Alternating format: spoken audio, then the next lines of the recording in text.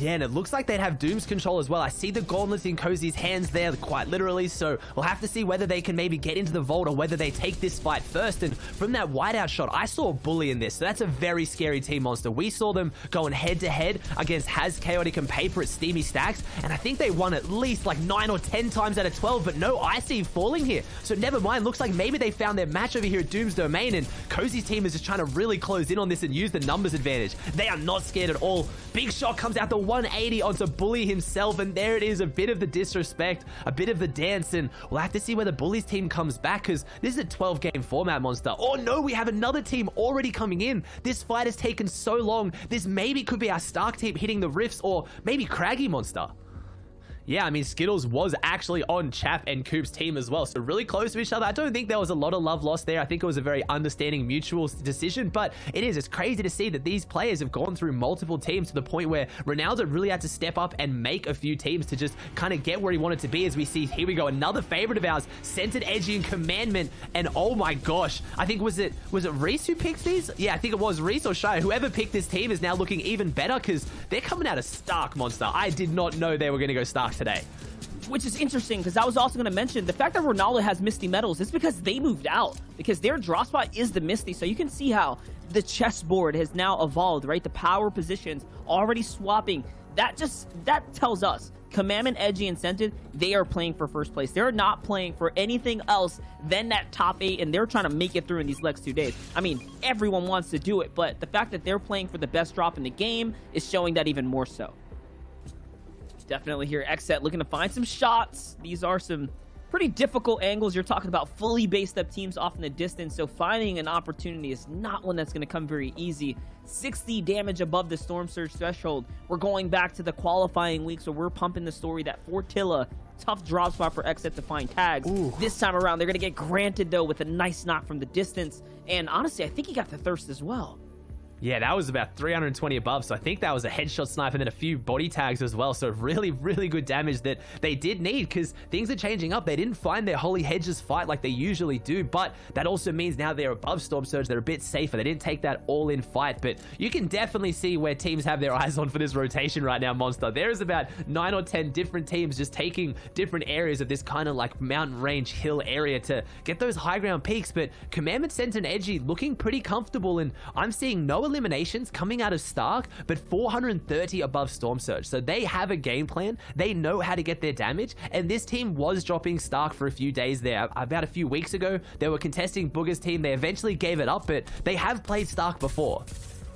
Right, and you know, and that's just something to think about, how they're able to have these flex drops. We already saw this has to be a desperate Storm Surge push or something, because this team is straight up ramping at them, which you don't often see. And yeah, look at the health that is right now. This is a Storm Surge desperation situation, and Skittles gets the knock there onto Frosty. So, but Zum goes down. I was gonna say, this is amazing for you if you can take down all the teammates without them doing the damage yet, because right now this team is desperate. Their back is against the wall. They only have one way to go, which is forward, and if you can avoid a lot of the damage, if they don't get Zum capitalized on, if he doesn't get finished right now, this would be massive. It's 3 points and a bit of loot to top them up after what is a pretty scrappy fight, and it looks like Frosty might be trying to just get the high ground here and hold it off, but if they can revive Zum, this is actually good that they got pushed here, Monster.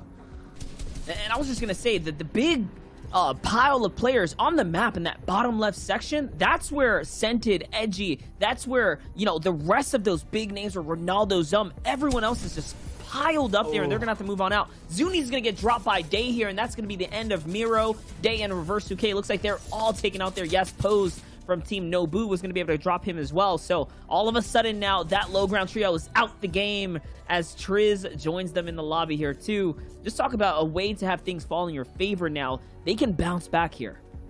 And they get half zone, which is exactly what they needed here. They got the med kit for Aspect, so very quickly their game has shifted and they look very healthy, but at the same time Reverse, Day, and Miro's game has shifted as well, and they're looking really poor going into game 2, but maybe a bit of a misplay. We talked about it. Maybe there's a team on their rotate part they weren't aware of. We'll have to see how that plays out, and I'm looking at that bottom left like you were, Monster. There are so many players, so many big names too that need to make a big rotate, and Aspect pulling out the incredibly close, I guess you call it a quick scope, right? You don't see it too much in Fortnite, but a really good shot, and they get another elimination onto the board. I'm imagining they get this finish, and they're pushing down aggressively forward, and they're as low can get right now. They're down in the trenches, and they're picking up so many eliminations from it. That was determination if I've ever seen it. Pulling out the sniper to hit the shot in the brief moment just like that. I mean, way to have a big entry there. And that's the third elim that they're going to be impacted as far as being able to pick up all the loot. So they are fully capped off at this point. Here's AV, Shark, and Knight, though. A team that, of course, we're keeping a big eye on. Oh, no. AV gets tagged pretty hard, but Knight follows up with a big pump shot. It's on to Sampa. They are able to stay in the game because of it now. And I mean, the loot not looking too good for AV, but the frag here is going to play off into their favor. So I think they're going to be able to bounce back. This wide shot, though, the one team that we called in the beginning, this is a high ground squad.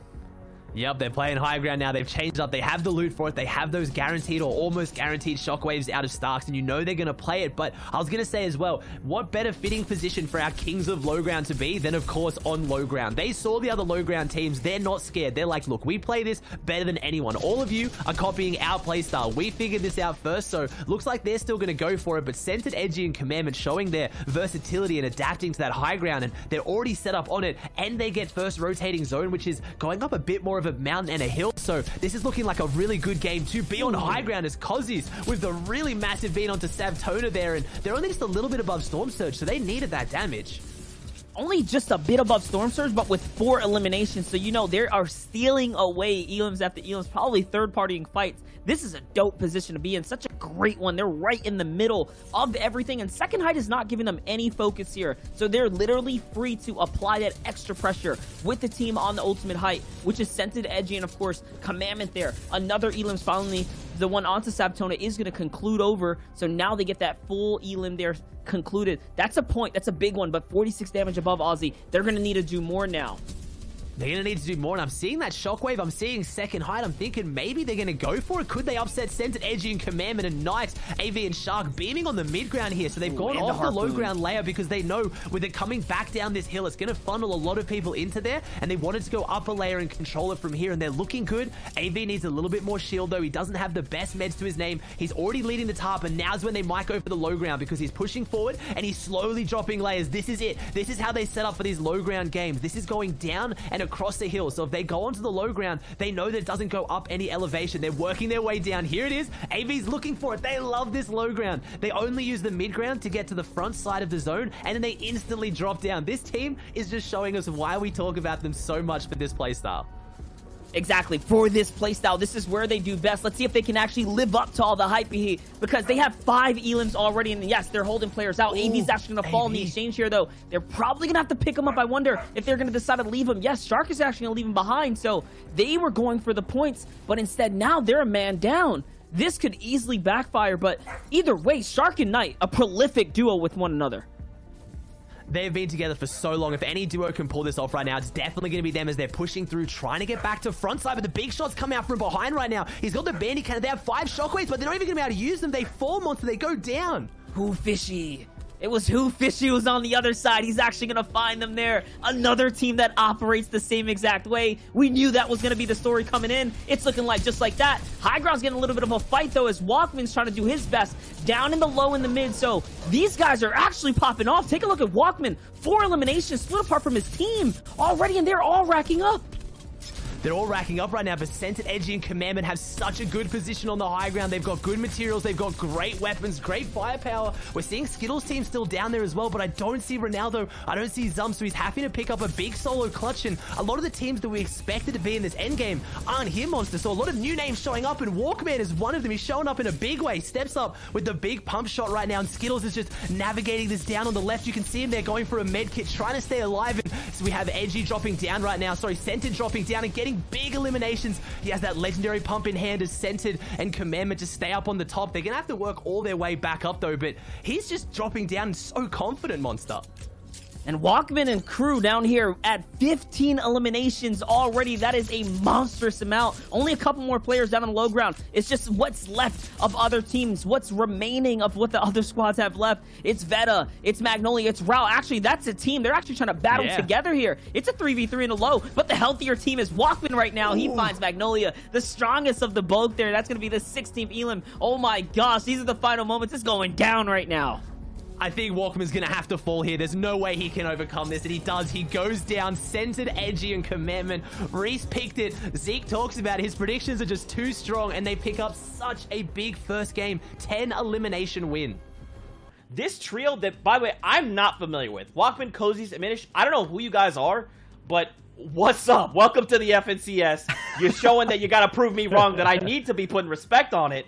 And they're just qualified through consistency. Individually, these guys are all really, really good players, making FNCS grand finals for solos as well for some of them.